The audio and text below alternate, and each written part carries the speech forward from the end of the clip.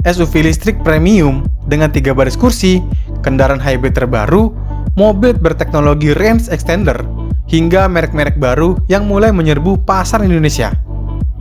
Semua bisa ditemukan dalam satu tempat, yaitu Gaikindo Indonesia International Auto Show atau GIAS 2026. Tahun ini, persaingan industri otomotif Indonesia terlihat semakin panas. Merek Jepang masih mempertahankan kekuatannya, Korea juga semakin agresif nih di kendaraan listrik. Produsen Eropa tetap menawarkan kemewahan dan performa. Sementara, merek-merek asal Tiongkok juga datang membawa teknologi baru ya, dan harga yang semakin kompetitif. Nah, penasaran kan mobil apa aja yang paling menarik di GIAS 2026? Mari kita bahas. Sebelum itu, jangan lupa untuk di-like dan di-subscribe dulu ya. Yuk, mari kita bahas.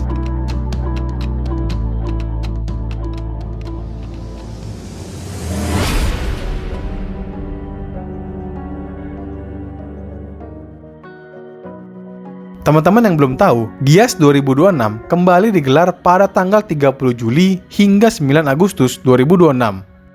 Pameran otomotif ini diikuti oleh lebih dari 60 merek otomotif global, mulai dari kendaraan penumpang, kendaraan komersial, sepeda motor, ada juga industri karoseri, hingga lebih dari 150 merek industri pendukung otomotif. Nah, tahun ini GIAS juga mencatatkan partisipasinya 6 merek yang pertama kali tampil dalam pameran tersebut, yaitu ada BIW, ada Chang'an, ada iCar, Leapmotor, Farizon, dan Can-Am.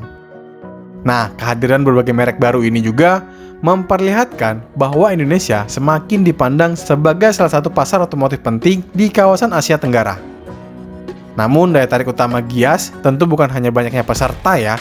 Hal yang paling ditunggu adalah deretan produk-produk baru, kendaraan-kendaraan konsep baru, teknologi elektrifikasi, dan model yang diperkenalkan kepada publik Indonesia. Mulai dari kendaraan listrik, BEV, hybrid, plug-in hybrid, ada juga range extended electric vehicle atau REEV. Hampir seluruh teknologi penggerak masa depan tersedia dalam pameran tahun ini. Salah satu mobil yang paling banyak menarik perhatian adalah Hyundai Ioniq 3. Mobil ini tampil sebagai spesial display model dan belum langsung dipasarkan kepada konsumen Indonesia. Ioniq 3 hatchback listrik compact yang mengusung konsep desain Aero Heights, bentuknya dibuat aerodinamis tetapi tetap mempertahankan ruang kabin yang praktis untuk penggunaan sehari-hari.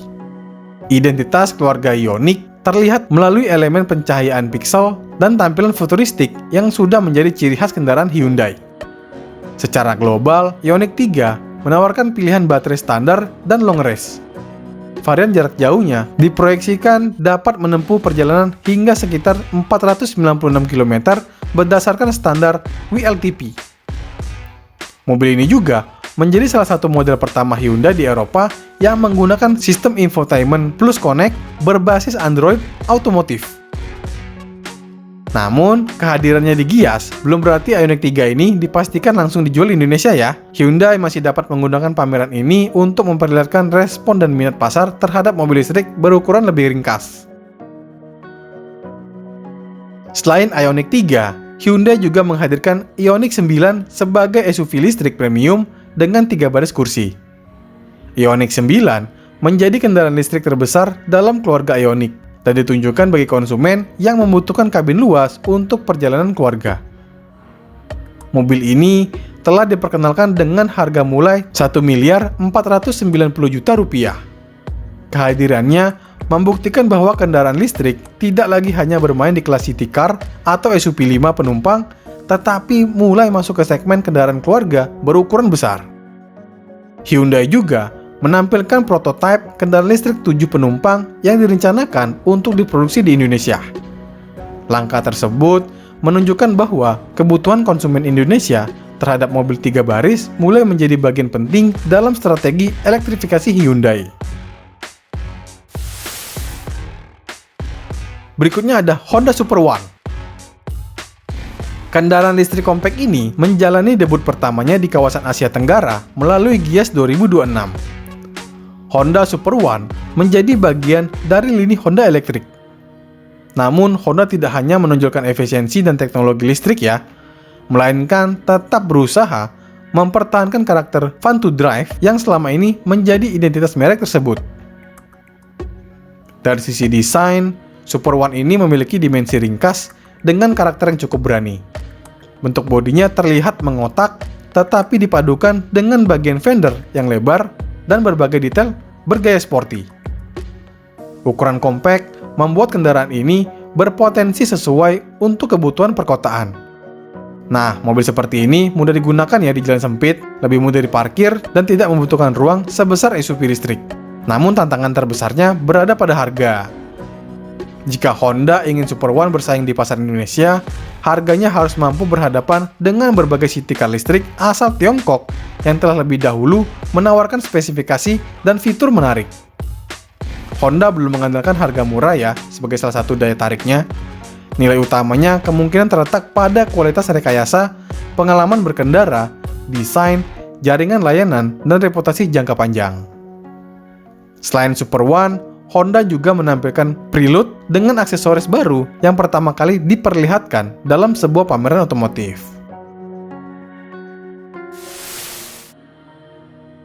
Selanjutnya, ada salah satu kendaraan yang berpotensi memberikan pengaruh besar terhadap pasar mobil listrik terjangkau, yaitu Wuling Aira EV. Berbeda ya dengan Air EV yang menggunakan konfigurasi 2 pintu. Nah, kalau Aira EV ini hadir sebagai city car listrik dengan 4 pintu. Konfigurasi ini membuat akses ke kursi belakang menjadi lebih mudah dan lebih praktis untuk penggunaan keluarga.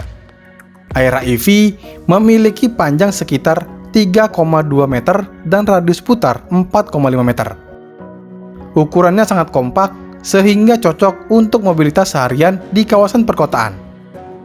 Desainnya menggunakan lampu depan dan belakang berbentuk membulat, pilihan warnanya ada two-tone, serta interior bertema cookies dan krim. Di bagian dalam terdapat layar kontrol 10,1 inch dengan koneksi smartphone, panel instrumen digital, setir multifungsi, dan sejumlah ruangan penyimpanan. Untuk sistem penggeraknya, Aira EV menggunakan motor listrik berdaya 30 kW dan penggerak roda belakang. Varian long range dibekali baterai 25,1 kW per jam dengan jarak tempuh hingga 300 km berdasarkan standar CLTC. Wuling menawarkan Aira EV dalam 2 varian, yaitu ada standar range dipasarkan dengan harga sekitar 155 juta rupiah, sedangkan long range-nya sekitar 175 juta rupiah untuk wilayah Jakarta. Harga tersebut membuat Aira EV masuk ke wilayah harga yang sebelumnya didominasi kendaraan LCGC dan city car bermesin bensin. Namun konsumen tetap harus memperhatikan bahwa angka jarak tempuh berdasarkan standar laboratorium dapat berbeda dari kondisi penggunaan nyatanya. Jarak yang diperoleh akan dipengaruhi oleh kecepatan, kondisi lalu lintas, penggunaan pendingin udara, jumlah penumpang, gaya berkendara, dan kondisi baterai. Walaupun demikian, Aira EV memperlihatkan bahwa kendaraan listrik mulai bergerak dari barang premium menjadi alat mobilitas yang lebih mudah dijangkau masyarakat luas.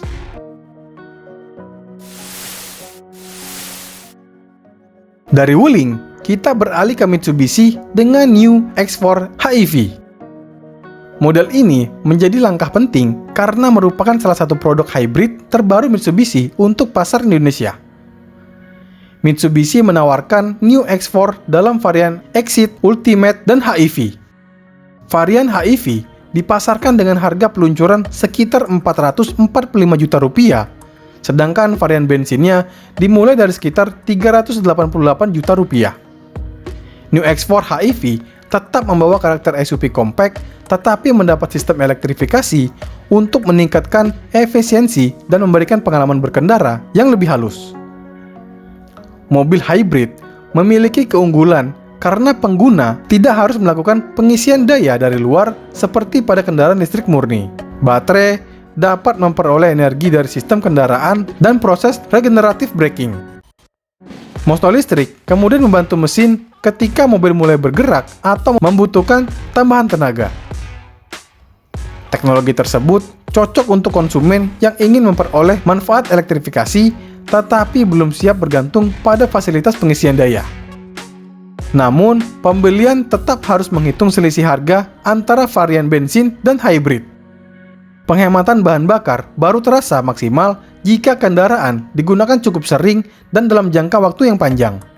Selain sistem hybrid, New X4 juga mendapat berbagai fitur kenyamanan, termasuk panoramic roof dan pilihan paket dengan power tailgate, perangkat audio premium Yamaha, wireless charger, dan fitur lainnya. Terdapat berbagai teknologi perantara dengan karakter dan kebutuhan penggunaan yang berbeda. Apakah kalian lebih memilih mobil listrik, hybrid, plug-in hybrid, REEV, atau tetap menggunakan kendaraan bensin? Tuliskan pilihan kalian di kolom komentar ya teman-teman. Jangan lupa untuk like, komen, share, dan subscribe juga ya untuk mendapatkan pembahasan otomotif serta teknologi kendaraan terbaru lainnya. Terima kasih telah menonton, sampai jumpa di video berikutnya.